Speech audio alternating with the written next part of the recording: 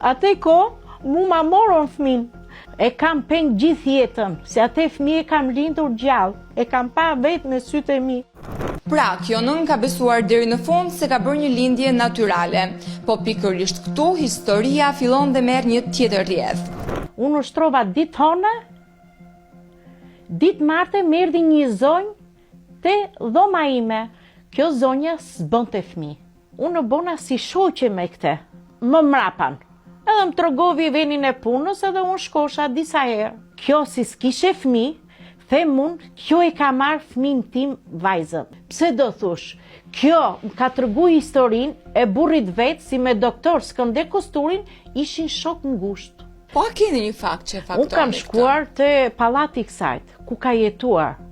Edhe na ka thonur si burri vetë ka bë një fëmijë me një zonjë tjetër nga Durrësi, edhe po i rrit zonja. Po kjo s'është e vërtet.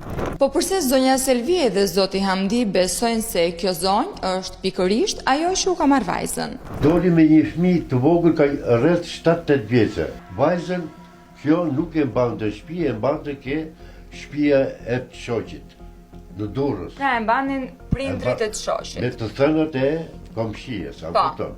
Dyshojmë që mos është vajza jo. A përkon mosha e fëmijës me moshën e vajzës? Po. Pikërisht. Po, ndër më duftuar para 3 vjetëve. Më doli një engjëll, komplet me të bardha, me jeshile. Edhe më tha, kërkoj e fëmin, tha, si fëmin e ke gjallë, tha, mos rri, tha, kërko fëmin, tha.